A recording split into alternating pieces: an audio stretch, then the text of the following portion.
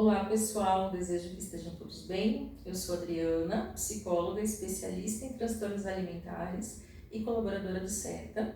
Estamos aqui para a gravação de mais um vídeo. No vídeo anterior, falamos sobre o tema de transtornos alimentares na abordagem de terapia do esquema e hoje estamos aqui para gravar um novo vídeo, para falar um pouquinho sobre a nutrição no transtorno da compulsão alimentar e também do comer emocional. E para falar sobre esse tema, estamos aqui com a Larine, que é nutricionista e também colaboradora do CETA. Seja bem-vinda, Larine. Obrigada, Adri. Bem feliz de estar aqui. Que bom. Larine, a gente observa muito, dentro desse contexto da nutrição, uma abordagem muito pautada na nutrição tradicional, na nutrição através de dietas, contagem de macro, micronutrientes, muito focado em nutrientes e não focado na comida. Como que é esse manejo, Como que você observa dentro da tua prática essa nutrição dentro do transtorno de compulsão alimentar e também do comer emocional? Bom, então é bem comum dos pacientes chegarem para o tratamento ou chegarem procurando mesmo um processo de emagrecimento e de terem feito um histórico de dietas ao longo da vida. Isso é bem comum também de acontecer, Então, chegar com várias dietas, com um histórico de várias dietas, em que a gente sabe que a dieta é um fator que pode precipitar o transtorno alimentar, e o transtorno de compulsão alimentar não é diferente. Então, quando a gente fala tanto do comer emocional quanto do transtorno de compulsão alimentar, a relação com a comida e com o corpo, ela está disfuncional e ela causa sofrimento. Então, ela causa bastante sofrimento. Os episódios de compulsão alimentar, seguidos aí de muita culpa. Então, se tem culpa, vergonha, depois de um episódio. E no contexto da nutrição, como que a nutrição vai trabalhar ali, é para ajudar o paciente a fazer as pazes, a ter uma melhor relação com a comida, com o corpo, a retomar, por exemplo, a sensação de fome, de saciedade que é perdida em tantas dietas, nas restrições. Então, uma coisa comum nas dietas é a restrição alimentar.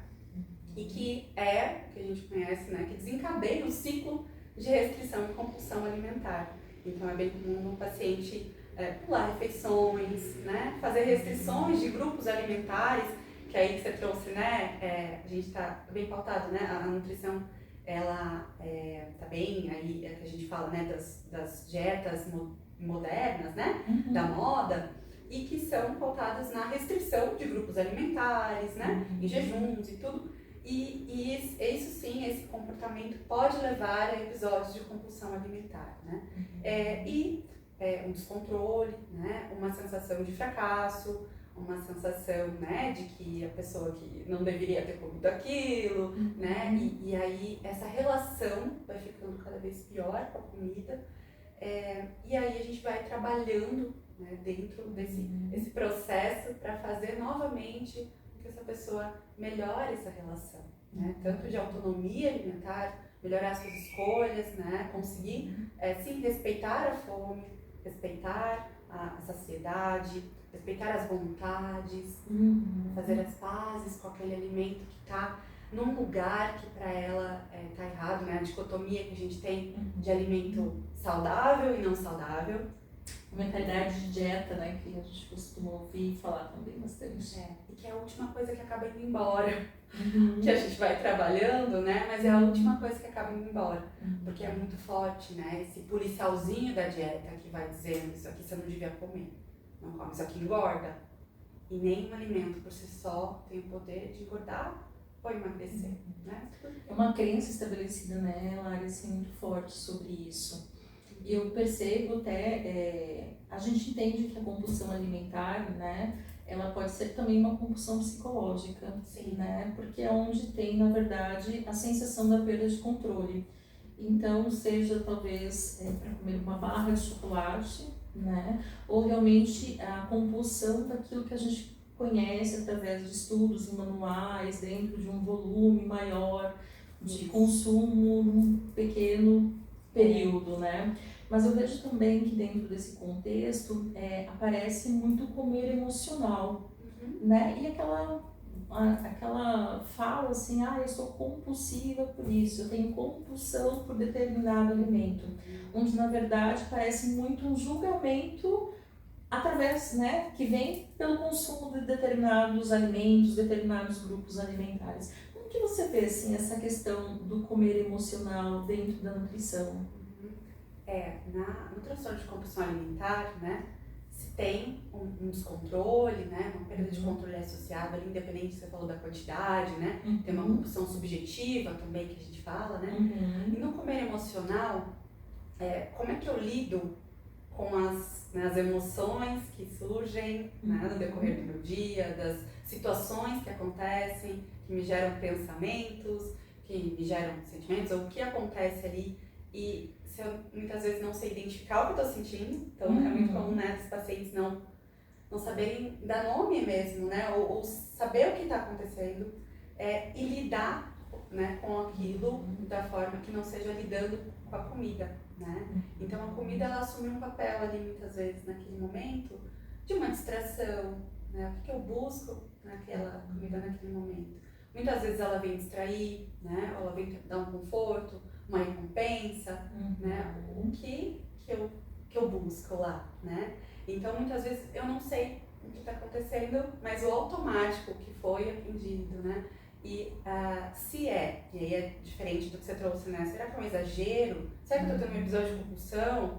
Será que é um comer emocional, né?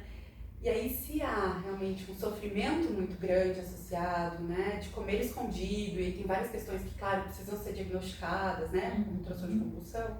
Mas um exagero alimentar é o que a gente faz em festas, em, né? Datas especiais, né? Finais de semana, com amigos. Exagero é comer um pouco a mais, quem nunca comeu um pouco a mais, sentir um pouco mais de saciedade, né? De, comi a mais. Mas isso não me causa um sofrimento grande. Eu comia mais e, tô um pouco cansado, vou deitar e, ok, aquilo não me causa esse sofrimento e depois eu ficar lembrando disso e querer restringir numa próxima refeição, querer, né, realmente não ficar bem depois de ter exagerado. Né, nesse sentido. Buscar algumas condutas depois desse comer exagerado para manejar essa sensação, né, que vem. Ou, né, no sentido de ficar com aquele sofrimento muito grande, porque ele vai, né, a culpa vem grande, né, então isso e comer escondido, geralmente a gente come com todo mundo ali, né, mesmo exagerando, então nesse sentido, né, exagero faz parte de um comer normal, né, então a gente exagera também, tá tudo bem, todo mundo tem um momento de exagero alimentar, né? No momento do comer emocional, eu também, eu sinto, né, que naquele momento eu não aprecio a comida, porque, né, tem muita gente, né, o paciente coloca, né, eu vou e como no automático, porque no comer emocional, que ele pode vir de várias situações, ele pode vir, por exemplo, eu tô lá com um alimento que eu não me permito comer e eu fico com vontade e eu não me permito, e aí pode chegar um momento que eu tô tanto segurando essa vontade que eu posso acabar tendo sim um episódio de um comer emocional, porque aquela vontade foi tão grande que em algum momento eu vou desinibir, que a gente chama de comer desinibido, né? E eu vou acabar comendo aquele alimento e me sentir culpado porque eu não deveria ter comido, porque aí vem a crença. E aí isso já que eu fiz, já que eu comi, não devia ter comido, então eu vou comer, vou aproveitar, eu vou comer, né, por exemplo, a chocolate, algo assim, né? E aí, nesse momento que vem esse comer emocional, né, por tanto uma vontade que eu fiquei ali guardando, quanto uma emoção que, né, pode ser raiva, angústia, né, tristeza, ansiedade, qual é o gatilho principal para isso, né? Mas que me faz lidar com a comida. Então eu vou buscar a comida para lidar com esse desconforto. Eu vejo assim, né, Lari, a questão do comer emocional com duas vertentes. Não sei se faz sentido assim para você. Eu vejo que comer emocional ele vem muito nesse sentido, às vezes, do automático, do não saborear, de entrar como uma compensação de algumas coisas, né? Mas também eu vejo comer emocional de uma outra vertente, porque a comida é permeada de memórias, né? Lembranças, contextos afetivos. Então, muitas vezes, esse comer emocional é um resgate de determinadas situações. E isso não precisa ser julgado, criticado, né? Então, eu vejo que o comer emocional, ele trata duas vertentes de formas diferentes, assim. E até é muito comum, né? Nossa, o meu dia foi super exaustivo, eu fui lá e comi determinado X porque hoje se pode, né? Hoje eu posso, como eu acho que a fala hoje eu posso, ela entra muito como uma compensação e como se você não pudesse fazer esse tipo de escolha naquele dia, naquele momento.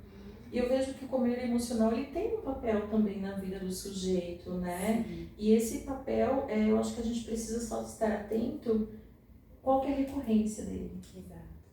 Se aquilo me causa, né, me causa um sofrimento, também não no sentido de um sofrimento tão grande como no episódio, né, de discussão, mas se aquilo é recorrente, né, se aquilo me incomoda, porque tem acontecido muitas vezes, né, porque comer emocional está envolvido na nossa vida, né, desde sempre, desde, né, que a gente nasce ali já tem a emoção envolvida, então comer emocional faz parte da vida, mas ele não pode ser a única forma de lidar com aquilo. Então, se a única forma de lidar com as emoções que estão surgindo são através da comida, tem algo aí que não está legal. Porque a gente fala visto, né? Exato. Então, tá disfuncional, né? Então, cabe a nutrição, a gente olhar, né? O que vai trazer nesse contexto para a gente lidar? A gente tem a atitude alimentar, né? Como a pessoa vai lidar com aquele alimento, envolve afeto, envolve cognição, assim, o que eu penso sobre aquele alimento, né, o que eu acredito, ou o que foi, né, introjetado, então as crenças, o que eu acredito sobre aquele alimento, e também a parte afetiva. Então, eu gosto muito, então é muito comum a pessoa falar, eu gosto muito de alimentos que estão julgados, né, como proibidos, né, e isso tá, e qual é o alimento preferido? É esse, mas eu tenho muita culpa, né, porque eu tenho, né, entendo que ele não é saudável ou algo assim, né, então a gente olhar nesse contexto, por exemplo, né, de colocar aqui o que eu penso e o que eu sinto ali, e a gente trabalhando para desconstruir também, né, essas crenças sobre os alimentos que fazem com que eles estejam errados, né, não saudáveis, né, e aí a gente precisa fazer as pazes e fazendo, né, desconstruindo isso para que eu consiga tirar esse alimento daquele lugar, né, de proibido, e tudo que é proibido é mais gostoso, me gera mais pensamentos com relação a isso, que é esse sentido da vontade de eu vou segurando e pode me gerar também um comer emocional, mas que quando vem num lugar que eu tô triste e que eu vou lá e eu escolho, eu quero comer um alimento que me traz também um bem-estar naquele momento e acolher, se eu tô buscando acolhimento e aquele alimento me trouxe e depois de eu comer eu fiquei melhor, tá tudo bem, também faz parte, né? Sim. Então é como isso passou, que eu tava sentindo, muitas vezes não passa, né? Que é o que os pacientes trazem. Eu vou lá, como bastante daquele alimento, né? E, dependendo de vários, e depois eu não me senti melhor, né? Então veio um sentimento dúbio daí no caso, né? Exatamente. O problema que eu estava sentindo ele não diminuiu e ainda vem, né, o outro sentimento, a culpa em relação a isso. A gente vai explorando, né, outras formas de lidar. Isso.